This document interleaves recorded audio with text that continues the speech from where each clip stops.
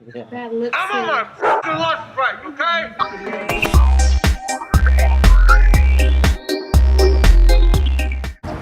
What's happening, everybody? I hope you're having a fantastic day. Today, I'm in Albany, New York, and this is my rental.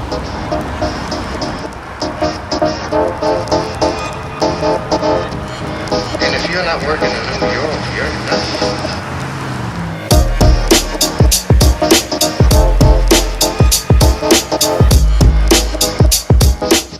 So this is a 2017 Nissan Sentra.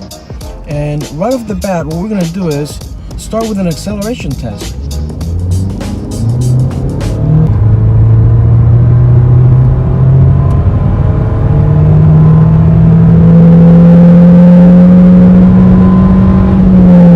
So right off the bat, I'm gonna say, don't buy this car.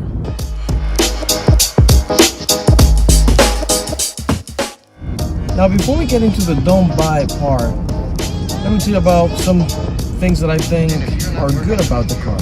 So the car is very spacious. It has a lot of room in the back. And if you're not working in New York, you're nuts. Driving on the highway, I'm actually impressed. For an economy car, I think it's actually a little bit more comfortable than a Corolla. The suspension is a little bit more forgiving.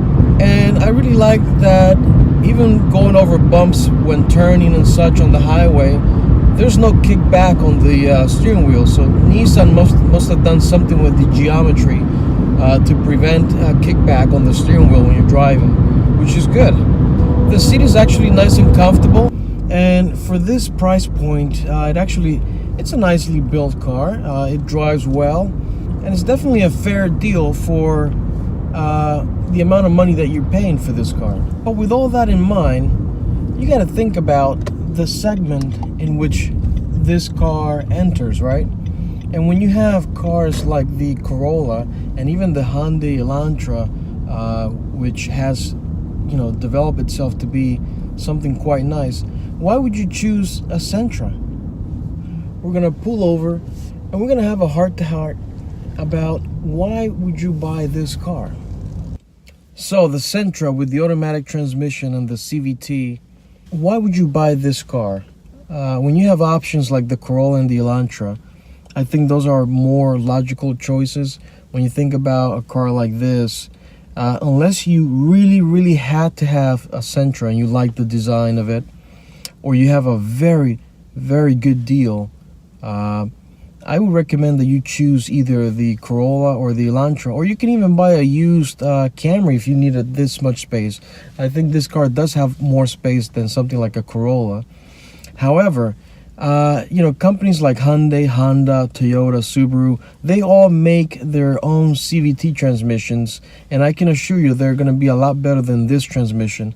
This one is made by a company called Jarco, which makes the transmissions for Nissan, GMs, and Suzukis, and that type of stuff. And I don't have a whole lot of confidence in that company, but I think that you're gonna end up with issues with this car, and especially with the transmission. Ever since the merger of Nissan and Renault, things aren't the best, or as good as they should be. And CVT transmissions, they're awful. They drive awful. The maintenance, it's more expensive, and it's a new technology. Whenever you get new technology into a car, there's a period of test and trial beyond of what the manufacturers have put into developing that technology. And I think this is still in that period. And I wouldn't start with a company like Nissan to try out that technology. I would recommend that you get something like an Elantra or a Corolla. Now, when you're buying a car like this, you also have to think about the safety equipment and the features that the cars come with. And some of the equipment in this car was designed 10 years ago. Now, the good thing about it is that, for instance, the entertainment system, which sucks in this car, you can actually replace that with something like Apple CarPlay. So let me know your thoughts. Do you agree with me? Do you disagree?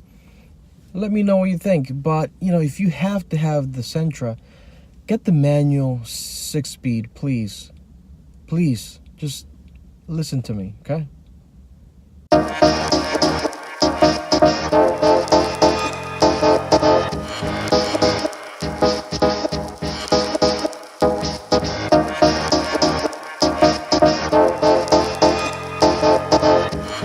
And if you're not working in them, you're